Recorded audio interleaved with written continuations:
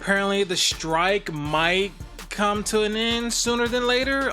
There's a lot of uh, uh, things going on in the news talking about writers nearing agreements to end the strike.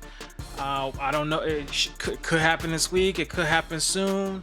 But I got two videos I want to look at, and they're going to be diving into what's going on with this whole thing. You know, because there's always, you don't want to just talk about stuff like this without providing sources and information like that. Because you know, you see YouTube videos where they start providing rumors and a bunch of theories and controversies, and they don't even provide the source that they got the information from. So knowing me, anytime I do any type of world news or talk about things going on, I either have the video from the source that I got it from, or I will include the source in the description or in the comments or something like that. So that's a key thing to look at. I mean, we learn this in school, we learn this in college, we learn this in high school, to make sure you provide references and your sources to the information that you provide, because you don't want people to think that you're just pulling stuff out your butt. So without further ado, let's check out these two videos. The first one is like 6 minutes long, and then the other one is like 2 or 3 minutes long. So let's do this thing. Hollywood writers and producers may be zeroing in on a deal to end a writer's strike that's lasted months. David Faber joins us now. I guess it's not totally out of the blue. Did you have an inkling before you started hearing about this yesterday that there was? I was pessimistic about it. Pessimistic? What happened, David? You know, they've had some very constructive meetings, in particular yesterday, Joe. But I had been hearing at least some hopes that face-to-face, and they had met face-to-face in late August, but face-to-face meetings would bring a breakthrough. Now, again, you don't want to get too ahead of yourself here. Right, but late yesterday, a number of people in the writing community I know seemed very optimistic. That may have been tempered a bit by a memo that then went out and said, hey, we met today, we're meeting tomorrow. But nonetheless, did get me to make a bunch of calls. And I, you know, what I picked up from both sides. And look at that. So it says Walt Disney minus 0.25%, Warner Brothers Discovery plus 1.22%, Comcast minus 0.35%, and then Netflix minus 0.72%. Both sides was a level of optimism that they have not seen in the past, and a hope that they can finalize something as soon as today. They're meeting at 9 a.m. Pacific time again, and the expectation is that there are very few items left that they really need to nail down. Now, if that were not going to be the case, if the writers come back in, apparently, as I've been told, with a longer list of what they say are open items, that might stall things significantly, or even might result in walking away of the two sides for some period of time, Joe. And if that happens, if that happens, like walking away or whatever, that's just gonna delay a lot of these films that's supposed to be coming out, like Deadpool 3, Mortal Kombat 2. Like Mortal Kombat 2, it started filming in June. They got through, like, I think, because I was following Todd Garner, one of the producers, and Ed Boon, because they posted a lot of stuff on X or Twitter or whatever you want to call it. And they finished, I think they either finished or got close to finish filming the first few scenes with like Shao Kahn and King Jared and stuff, and then they had to squash everything because of the strike going on. So if they can't come within an agreement, you know, the longer we wait, the more and more pushback all these films and TV shows are gonna take part in. Even there were a couple of actors that even hit me up on like IG, and they talked about that that they've been out of work because of this whole strike going on, which makes sense. I mean, you know, you got the writer strike and actor strike and all that stuff going on, so it makes sense. But it's just, I know that they really want to work. So yeah. Want to get fully ahead of yourself, but without a doubt yesterday, and again on both sides, more optimism certainly than I've sensed in terms of speaking to people around this. Nobody giving me the specifics in terms of what's been offered and or already accepted. Right. But you can imagine, obviously, some of the key issues if you want to take a look back at what the writers had to say in late August, when those talks sort of didn't quite get there, or didn't really get to the finish line, but did make some progress. You can get a sense, obviously, residuals, AI, a number of other streaming, certainly. Residuals, AI, streaming services. 9 a.m. today, we'll see, you know, if they can get it to the finish line. David, we had spoke with Matt Bellany from Puck earlier this week, and he had a theory that I'd talked to some other people about off the record, and they kind of agreed with it. Just this idea that transparency was going to be a big part of it, that would be the thing that they had to kind of give on. The idea that the streaming services will have to tell the writers how much money they're making on each, which is the most successful, so that they can get paid more, like they would have in the old days when these things went into syndication or different things. That was going to be the big sticking issue. It's just a lot of people are just so greedy. They want all the money, take, and don't reward the people for their hard work, which kind of sucks. Finding some pay increase between 4% and 8%, that's not a big deal.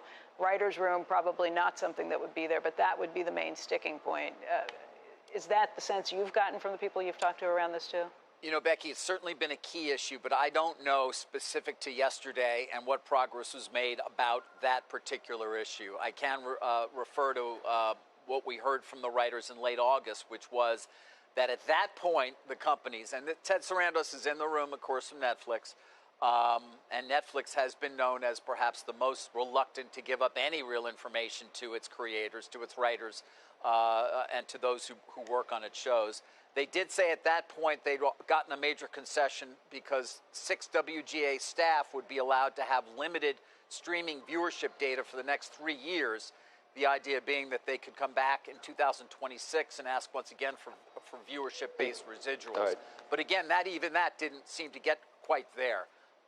Whereas they do seem to have had what I'm told are some breakthroughs yesterday. Hey, David, we talk about the Hollywood strikes. They're not the same, or are they the same? If this happens, would it still be possible that we were talking about the actors' strike like into next year, or does one follow the other? And the writers, there's no Fran Drescher, screaming about, we the workers unite against Cap. I don't know. She's right. So out there that I don't know whether you can bring that back in. I never heard sort of the writers weren't quite as, confrontational. Is the other one going to follow suit? Do you think? That's the hope on the producer's side. That's the hope, Joe. But whether or not that actually occurs is unclear. Really? They have been talking again, right? I believe, but I think that is the hope. The fear is that if you don't get something done in this near-term time period, let's call it early fall here, that this thing goes through the end of the year. It's not good for anyone, David. It's the same in the outsized profits that streaming was going to bring, and that content is king forever. It's a different world than it was 2 years ago. Everybody, we kind of need to work together here. And I think the same way with the UAW. I mean, they're very similar, Joe. I know. In the sense I've been saying that you're dealing with two industries in the midst of major transition, right? And obviously workers asking for more, or in the case of the writers, for perhaps as much as they used to have, but in that case, not recognizing that streaming and the profitability associated with it at this point certainly are nowhere near what the cable ecosystem that we all have grown up with delivered in terms of profits and or the ability for writers to live a decent life based on writing a good That's show. another thing. There's another to thing. Say that like the less that they get paid, and having to adjust to the whole economy and inflation and all that, it takes a toll on the family or just single people as well, because milk is going up, gas prices going up, and you need money to survive. Rent going up, right now it costs like what it used to cost for a 2-bedroom back then. That's the price for a 1-bedroom. You see that going on too. So the actors are, once the writers settle, it's, I got a script here. The writers are, okay, I'm going to read this now, and that's not. We shouldn't really pigeonhole actors into that, should we? No, well, you can, but I'm not going to say anything. I can, but I'm not going to either, I said. No, I said I'm not going to do that. Okay. And you're not either. David, No. thank you. They're wrapping David, us with the you know wrong what I told them before? Go back to reading the prompter. Go back to reading the prompter that the writer wrote, which we don't do. Coming up, but I'm going to do it anyway. See you, David. that's hilarious. So I got one more video. This one is like 3 minutes long, but it's about the same type of thing, the Hollywood strike stuff. So let's see what this has to say. Finally, a glimmer of hope towards ending this strike, which has gone on for something like 142 days now. Yeah, the two sides are going to meet again here at a conference room at the Sherman Oaks Gallery. Come on. Florida. It's a second straight day that they've met, and there are signs, or there are reports, I should say, that things went well yesterday. And that may be because the CEOs of the studios and the streamers are now actively involved in the negotiations. You got Donna Langley from Universal, Bob Iger from Disney, David Zaslav from Warner Brothers Discovery, and then Ted Sarandos for Netflix. These are the CEO gang of four. .com reports the so-called CEO Gang of Four is speaking directly with negotiators for the Writers Guild. Ted Sarandos of Netflix, Disney's Bob Iger, Universal's Donna Langley, and David Zaslav, the head of Warner Brothers Discovery. They're all in the room. How did it go? Well, according to Deadline sources, the meeting to end the 4.5-month walkout was, quote, very encouraging and resulted in, quote, incredible progress. With that source telling Deadline, this is what happens when the principals get serious. Things start moving. Well, the writers are trying to get higher residuals that are based on the number of views each TV show gets on a streaming platform. They also want minimum staffing levels for writers' rooms and protections against artificial intelligence. So far, the studios have rejected those proposals. But at 5 p.m. yesterday, both sides issued a joint statement. And here's what it says. The Writers Guild and the AMPTP, which represents the big studios, met for bargaining today and will meet again tomorrow. Now that's not a whole lot of information. That doesn't say a whole lot. But the fact that they issued a joint statement and that the meetings will continue seems promising. Here's what CNBC morning host David Faber tweeted. After face-to-face meeting today, writers and producers near agreement to end WGA strike. Met today and hope to finalize deal tomorrow, according to people close to the negotiations, who, while optimistic, warn that without a deal tomorrow, the strike likely continues through year end. Well, that tweet caused quite a stir online, and some of the striking writers... It's funny how they still calling it tweet, even though it's not Twitter no more. It's post now. reacted. TV writer David Slack responded with this. This is another scare tactic, a trick to get our members to blink and pressure our leadership to take a deal that's just okay, that doesn't address all the very real things we need fixed to save our middle class and protect writing as a viable profession. Well, the picketing will continue today outside all the studios, and on the lines, people are hopeful that a deal to end the walkout may be near, but still, they've been disappointed before, so they're careful not to get too optimistic. Hopefully this ends sooner rather than later, but I don't know. I think I have like a healthy skepticism. I've gone in with eyes wide open personally that this wasn't going to be an easy conversation for anyone involved. We don't have any details about exactly when the meeting begins today. We do know, however, there are reports, however, that those CEOs will be back inside that room again. We'll send it back to you. I mean, the fact that they're meeting, that's one step in the right direction as well. So they call it the Big Four, whatever, Netflix, WB, Disney, and Universal. Of course, there are other studios, Paramount and all that they got their own stuff going on. Because I know Paramount, they got Sonic the Hedgehog, and some of the production for Sonic 3 has been delayed. I know they were able to do some things, but they say it's still on track to release next winter. So we're just going to wait and see what happens with that.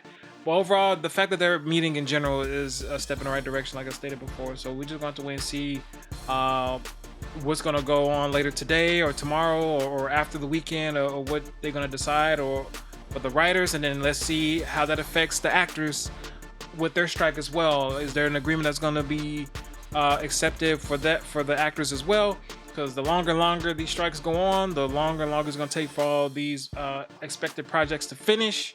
Because I really want Mortal Kombat 2 to come out sooner rather than later. Same thing with Deadpool 3. So I can't wait for those movies. So y'all, if y'all like my reaction to this, post your comments down below. Like and share with all your friends. Subscribe to the channel for more reaction videos. Make sure y'all give the video a thumbs up. All right, let's get 20 likes on this video. Jay Anchor holding it down for 100,000 subscribers, and Jay Anchor is out. I will be giving away $200 Amazon gift cards when this channel reaches 30,000 subscribers. All you have to do to enter is drop a like on this video, be subscribed to the channel and turn on your notifications so you don't miss any uploads. And in the comment section, let me know why you want to win the $200 Amazon gift card and include your Twitter handle. The winner will be announced once the channel reaches 30,000 subscribers.